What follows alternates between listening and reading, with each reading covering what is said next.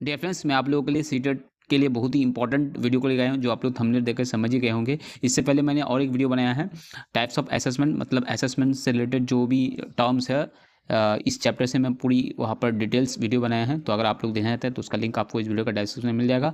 और ये है उस वीडियो के रिलेटेड यहाँ पर क्वेश्चन है, मतलब जो असेसमेंट, जो अलग अलग टाइप के असेसमेंट है, उस असेसमेंट से जो PYQs पूछे गए हैं 2021 से लेकर 2024 तक, इसके बीच जो भी असेसमेंट से रिलेटेड जो क्वेश्चन पूछे गए हैं यहाँ पर, उसी क्वेश्चंस को हम यहाँ पर डिस्कस करेंगे, ठीक है।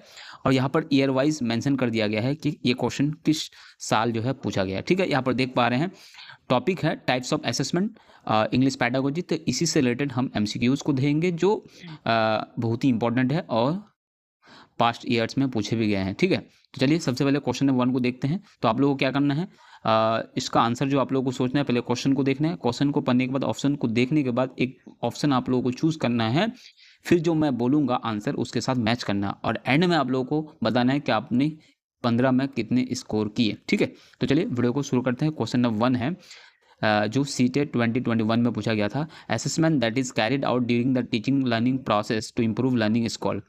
कह रहा है वो असेसमेंट जो पूरे साल जो है, पूरे साल तो नहीं, during the teaching learning process में किया जाता है टू इम्प्रूव लर्निंग, लर्निंग को इम्प्रूव करने के लिए। मतलब कह रहा है कि जो assessment during the teaching learning process के दौरान किया जाता है, क्या करने के लिए, इम्प्रूव लर्निंग के लिए, तो वो किस तरह की असेसमेंट है।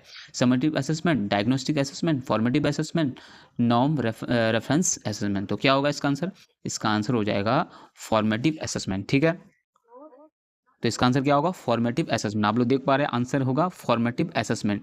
क्यों, क्योंकि ड्यूरिंग लर्निंग प्लस इम्प्रूवमेंट, ये है फॉर्मेटिव असेसमेंट में होता है। ये लॉजिक क्या है कि ये ड्यूरिंग लर्निंग होता है, मतलब लर्निंग प्रोसेस के दौरान होता है, बीच में होता है, ठीक है, प्लस इम्प्रूवमेंट आता है इसमें, तो ये है फॉर्मेटिव, ठीक है।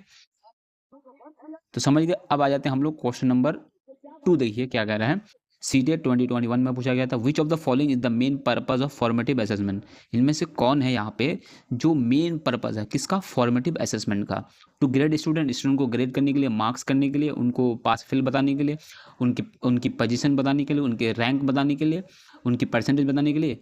टू रैंक लर्नर्स, रैंक बताने के लिए कितने रैंक पे है, कितने नंबर पे है। उसका to improve teaching and learning. D number to certify achievement.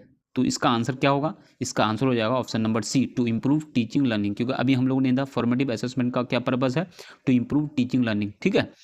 तो अब इसका मतलब जो to grade students, to rank learners, to certify achievement, ये क्या है, ये समेटिव में आता है, ठीक है। लॉजिक देखिए क्या है नीचे, देखिए to improve teaching and learning, ये इन्फॉर्मेटिव का क्या पर्पज है, to improve teaching and learning, ठीक है। अब आगे बढ़ जाते हैं। अब देखिए, सीटल believe assessment is for learning not ranking. Learning मतलब स्ट्रैटेजीज होता है, art of teaching, method of teaching होता है इसमें, ना कि रैंकिंग, ठीक है। अब आगे बढ़ जाते हैं क्वेश्चन नंबर 3, देखिए क्या कह रहा है क्वेश्चन नंबर 3। सीटेट 2021 में पूछा गया था, which assessment is conducted at the end of a term. वो कौन से असेसमेंट है जो कंडक्ट किया जाता है at the end of a term, मतलब एंड ऑफ द एग्जाम हो, जैसे फाइनल एग्जाम होता है, टर्मिनल एग्जाम होता है, तो वो कौन सी असेसमेंट है, डायग्नोस्टिक है, फॉर्मेटिव है, समेटिव है, कंटिन्यूस है। तो क्या होगा, फॉर्मेटिव तो होगा नहीं, एंड ऑफ टर्म नहीं होती है, क्योंकि ये लर्निंग प्रोसेस में होता है, ड्यूरिंग लर्निंग में होता है। Diagnostic, formative, summative, continuous. तो इसका आंसर हो जाएगा ऑप्शन नंबर सी होगा, समेटिव। मैंने यहाँ पे बताया जो एंड में एग्जाम होता है, एंड जो फाइनल ईयर एग्जाम होता है उसको बोलते हैं समेटिव, ठीक है। तो आप देखिए यहाँ पे क्या है, इसका आंसर हो जाएगा option number C, summative. Clue क्या है, एंड ऑफ टर्म समेटिव। याद रखिए एंड ऑफ टर्म में अगर जो एग्जाम होगा, जो असेसमेंट होगा, वो समेटिव में आएगा, ठीक है। अब आगे बढ़ जाए तो क्वेश्चन नंबर 4 क्या कह रहा है। क्वेश्चन नंबर 4 देखिए, विच of the following best reflects diagnostic assessment. इनमें से कौन से यहाँ पर टेस्ट है या फिर एग्जाम है या फिर असेसमेंट है जो डायग्नोस्टिक असेसमेंट मतलब रिफ्लेक्ट करता है, मतलब डायग्नोस्टिक असेसमेंट को यहाँ पर बताता है। तो कौन है, तो अगर आप लोग diagnostic assessment, peer assessment, self assessment, school based assessment, test based assessment, उसके बाद अलग अलग टाइप के assessment, formative assessment, summative assessment, ये सारे असेसमेंट आप लोग इसके बारे में जानना है तो उससे रिलेटेड मैं वीडियो बना दिया है, तो उसका लिंक आपको इस वीडियो का डिस्क्रिप्शन में मिल जाएगा। वो और आप लोगों को क्या करना है, सबसे पहले उस वीडियो को देखना है जो मैंने बनाया अलग अलग असेसमेंट से रिलेटेड। उसके बाद क्या करना है, इस वीडियो को देखना है। समझ में आ गया, पहले क्या करना है, इस उस वीडियो को देखना है जो मैंने थ्योरी रिलेटेड बनाया, असेसमेंट से related, types of assessment, different type of assessment, example of assessment बताया है, उसको देखना है। उसके बाद इस वीडियो को देखना है, ठीक है, तभी आप स्कोर कर पाएंगे अच्छी तरह से। तो यहाँ पर कह रहा है डायग्नोस्टिक असेसमेंट कौन बता रहा है? End term examination, class test for grading, identify learning difficulties, ranking student. तो देखिए इसका आंसर हो जाएगा option number C, identifying learning difficulties. इसमें ये टेस्ट जो किया जाता है स्टूडेंट में, लर्नर्स में, क्या है? Identifying learner difficulties. लर्निंग की जो डिफिकल्टीज है उसको आइडेंटिफाई करने के लिए, उसको प्रॉब्लम को डायग्नोस करने के लिए डायग्नोस्टिक टेस्ट किया जाता है, डायग्नोस्टिक असेसमेंट किया जाता है। तो इसका आंसर क्या है? ऑप्शन नंबर सी होगा। तो देखिए कीवर्ड यहाँ पे आइडेंटिफाइंग लर्निंग डिफिकल्टीज, ठीक है। कीवर्ड क्या है? Identify problems. डायग्नोस्टिक टेस्ट क्यों किया जाता है, या असेसमेंट क्यों किया जाता है? लर्नर्स में identify problem, to identify problems, ठीक है। उसका देखिए क्वेश्चन नंबर क्या है 5, देखिए सीटेट 2020 में पूछा गया था, 2022 में पूछा गया था। CCE emphasizes assessment of। तो CCE जो क्या है इसका फुल फॉर्म उस वीडियो में मैंने बताया है इसके बारे में। तो emphasizes assessment of तो किस चीज़ को पर जोर देता है, किस चीज़ पर ये फोकस करता है? ओनली एकेडमिक परपस, ओनली तो नेगेटिव वर्ड है। बी नंबर ओनली को स्कोलिस्टिक एरियाज, ये भी नेगेटिव है। सी नंबर बोथ स्कोलिस्टिक एंड को स्कोलिस्टिक एरियाज, ओनली रिटन टेस्ट, तो ये नहीं होगा क्योंकि ब्रॉड है। ये जो ओनली है ये नैरो माइंडेड क्वेश्चन है, क्योंकि इसमें जो है एक्टिव जो चीज़ें हैं, जो ब्रॉड चीज़ें हैं, ब्रॉड ऑप्शन है, उनको आंसर माना जाता है, वो पॉजिटिव होता है। ओनली ये नैरो हो गया, तो इसका आंसर हो जाएगा ऑप्शन नंबर सी होगा, क्योंकि CCE में जो होता है स्कोलिस्टिक एंड को स्कोलिस्टिक एरियाज, उस वीडियो में मैं सारी चीज़ें डिस्कस किया है। तो आप लोगों से रिक्वेस्ट है वो वीडियो जरूर देखें। तो इसका आंसर क्या होगा? ऑप्शन नंबर सी होगा, ठीक है। देखिए सी बोथ स्कोलिस्टिक एंड को स्कोलिस्टिक एरियाज। आप देखिए यहाँ पर CCE से रिलेटेड याद रखिएगा होलिस्टिक डेवलपमेंट। होलिस्टिक डेवलपमेंट मतलब स्कोलिस्टिक एंड को स्कोलिस्टिक। स्कोलिस्टिक मतलब जैसे लर्निंग राइटिंग स्किल्स ये सब जो हो गया, एकेडमिक जो हो गया, और को स्कोलिस्टिक मतलब अलग अलग एटीट्यूड हो गया, उसके बाद बिहेवियर हो गया, स्पोर्ट्स हो गया, ये सारी चीज़ आते हैं। उसके बाद देखिए क्वेश्चन नंबर 6 देखिए सीटेट 2022 में पूछा गया था, which of the following is not a feature of formative assessment. इनमें से कौन है? ये सारी चीज़ें मैंने बताया उस वीडियो में, तो आप लोगों को बार बार मैं बोल रहा हूँ, लेकिन जरूर देखो उस वीडियो को। विच of the following is not a feature of formative assessment. कौन है जो फॉर्मेटिव असेसमेंट की फीचर नहीं है? Continuous feedback based improve learning, conducted only at the end. तो समझ में आ गया ना, ओनली हो नेगेटिव है, तो इसका मतलब नॉट पूछा है तो वही आंसर होगा। तो इसका मतलब जो फॉर्मेटिव असेसमेंट की जो फीचर्स है वो कंटिन्यूस है, फीडबैक बेस्ड है, इंप्रूव लर्निंग। कंटिन्यूस मतलब लगातार ड्यूरिंग द लर्निंग प्रोसेस में होता है। फीडबैक मतलब बच्चों को फीडबैक दिया जाता है, लर्नर्स को फीडबैक दिया जाता है। उसके बाद सी नंबर है इंप्रूव लर्निंग, लर्निंग को इंप्रूव किया जाता है, स्ट्रैटेजीज को मॉडिफाई किया जाता है ताकि बच्चे बेहतर तरीके से सीख पाए। उसके बाद डी नंबर है conducted only at the end, साल के एंड में होता है, ये तो गलत बात है, ये तो समेटिव हो जाएगा, ठीक है। तो क्या होगा देखिए यहाँ पे conducted by only at the end, trap क्या है? Only at the end summative है, ओनली एट द एंड होने से समेटिव होगा, ठीक है, फॉर्मेटिव नहीं होगा, इसलिए ये गलत है। अब आ जाते हैं सेल्फ असेसमेंट, मतलब ये भी असेसमेंट की एक टाइप है, सेल्फ असेसमेंट, जो बच्चे खुद में करते हैं, अपने आप करते हैं। तो ये हेल्प करते हैं लर्नर्स को to develop competition, fear of examination, metacognition skills, rote memorization. Rote memorization तो नेगेटिव वर्ड है, रट्टाबाजी।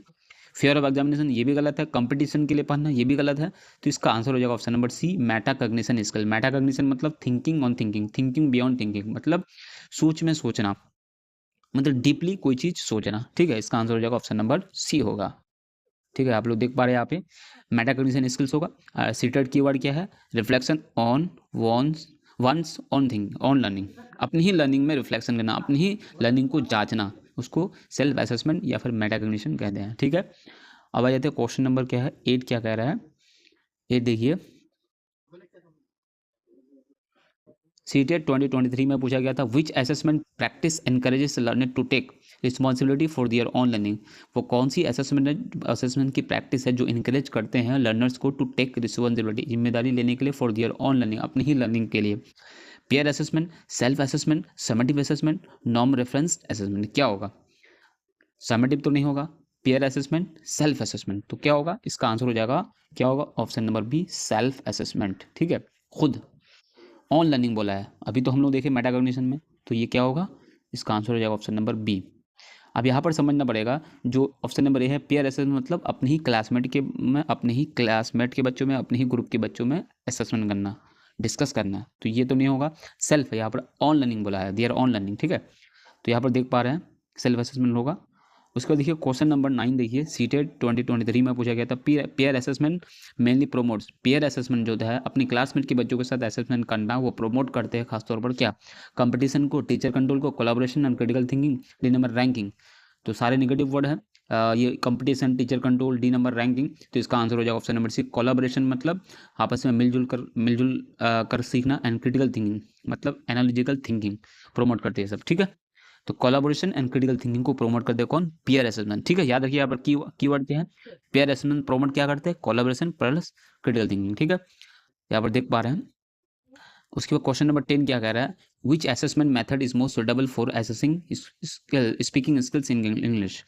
कहता है स्पीकिंग आ गया, यहाँ पर कीवर्ड क्या है, स्पीकिंग स्किल आ गया। स्पीकिंग मतलब बोलना, तो बोलना किस में हो रहा है, देखिए यहाँ पर खुद समझ में आ जाएगा कि किस असेसमेंट के लिए मोस्ट सुटेबल टर्म है, नीचे मेथड है जो यहाँ पर दिया गया है, क्या है यहाँ पर, कौन से असेसमेंट है, मतलब कौन से असेसमेंट को बात हो रही है यहाँ पे, स्पीकिंग स्किल्स पर। तो रिटन टेस्ट तो स्पीकिंग नहीं होगा, ऑब्जेक्टिव टेस्ट मतलब एमसीक्यू टेस्ट ये भी नहीं होगा, ये तो स्पीकिंग नहीं आता है। सी नंबर ओरल, ओरल मतलब बोलना, ओरल इंटरेक्शन मुंह से बातें करना, एक दूसरे से इंटरेक्शन करना। डी नंबर है मेमोरी बेस्ड क्वेश्चन। तो इसका आंसर क्या होगा, सी नंबर होगा ना, ओरल मतलब मुंह से जो करते हैं इंटरेक्शन वो हो गया। तो इसका आंसर हो जाएगा option number C, oral, oral interaction, ठीक है। उसके बाद आ जाते हैं क्वेश्चन नंबर 11 क्या कह रहा है, क्वेश्चन नंबर 11 देखिए, सीटेट 2023 में assessment in language learning should be, assessment in language learning should be जो है, असेसमेंट जो लैंग्वेज में होता है वो होनी चाहिए कैसे, मार्क्स ओरिएंटेड, कंटिन्यूएशन कंप्रीहेंसिव, तो ये सही वर्ड लग रहा है। Based only on text book, fear based, ये तो नेगेटिव वर्ड लग रहा है। तो इसका आंसर हो जाएगा option number B, continuous and comprehension होनी चाहिए, लगातार होनी चाहिए और कंप्रीहेंसिव होना चाहिए, ठीक है। उसके बाद देखिए क्वेश्चन नंबर 12 क्या कह रहा है, 12 देखिए, सीटेट 2024 में पूछा गया था, which of the following statement about assessment is correct, assessment के रिलेटेड कौन से स्टेटमेंट सही है। Assessment and evaluation are the same, कह रहे हैं असेसमेंट एंड एवोल्यूशन सेम है। Assessment is integral to teaching learning, और assessment is only for grading, assessment सिर्फ ग्रेडिंग के लिए होता है, ये बात तो सही नहीं लग रहा है। डी नंबर है असेसमेंट डिस्करेजेस लर्नर, ये बात भी सही नहीं है। तो क्या होगा बताइए, assessment is integral to teaching learning, तो इसका आंसर क्या होगा, ऑप्शन नंबर बी होगा, ठीक है। क्या होगा, ऑप्शन नंबर बी, इंटीग्रल मतलब यहाँ पर कह सकते हैं सब मिले जुले चीज़ें हैं, इसमें सब चीज़ें आती है, इसमें एक चीज़ नहीं आती, सिर्फ ग्रेड के लिए नहीं होता है, कि सिर्फ मार्क्स के लिए नहीं होता है, कि सिर्फ रैंक्स के लिए नहीं होता है, तो इंटीग्रल है ये चीज़, ठीक है।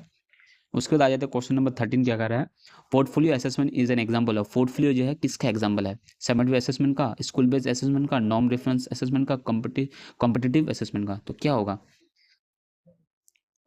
क्या होगा इसका आंसर, इसका आंसर होगा, आप लोग देख पा रहे हैं, स्कूल बेस्ड असेसमेंट के लिए ये पोर्टफोलियो उसका एग्जाम्पल है। स्कूल बेस्ड मतलब इसको शॉर्ट में बोलते हैं SBA, स्कूल बेस्ड असेसमेंट। तो पोर्टफोलियो किसका एग्जाम्पल है, स्कूल बेस्ड असेसमेंट का एग्जाम्पल है, ठीक है। उसके बाद आते हैं क्वेश्चन नंबर 14 क्या कह रहा है, सीटेट 2024 में पूछा गया था, which assessment reduces examination stress among learners, वो कौन से जो असेसमेंट है वो रिड्यूस करता है एग्जामिनेशन स्ट्रेस को among learners, one time testing को, कंटिन्यूस असेसमेंट को, रैंकिंग स्टेटमेंट को, एनुअल एग्जामिनेशन। तो यह होगा बी नंबर होगा, कंटिन्यूस असेसमेंट होगा, यही पॉजिटिव लग रहा है। रैंकिंग सिस्टम ये तो नहीं होगा, बच्चे इसमें ज़्यादा स्ट्रेस हो जाते हैं, एनुअल एग्जामिनेशन इसके लिए ज़्यादा स्ट्रेस रहते हैं, वन टाइम टेस्टिंग इसके लिए भी। तो इसका आंसर हो जाएगा option number B, continuous assessment, ठीक है। अब आ जाते हैं क्वेश्चन नंबर, लास्ट क्वेश्चन है 14 नंबर क्वेश्चन, बहुत इंपॉर्टेंट है। तो in English language teaching assessment should focus on, तो इसका आंसर क्या होगा, आप लोग कौन बताइए, ये आप लोगों के लिए होमवर्क है।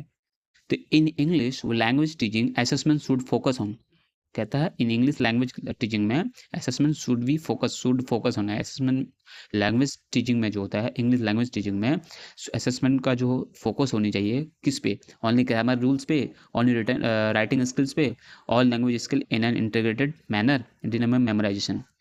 तो इसका आंसर क्या होगा, आप लोग कमेंट में बताइएगा, और साथ ही में आप अपना स्कोर बताइएगा कमेंट में। और आप लोगों से जो मैंने बताया कि इसके रिलेटेड मैंने जो थ्योरी रिलेटेड वीडियो बनाया था उसको जोड़ दीजिए, तो उसका लिंक आपको इस वीडियो का डिस्क्रिप्शन में मिल जाएगा।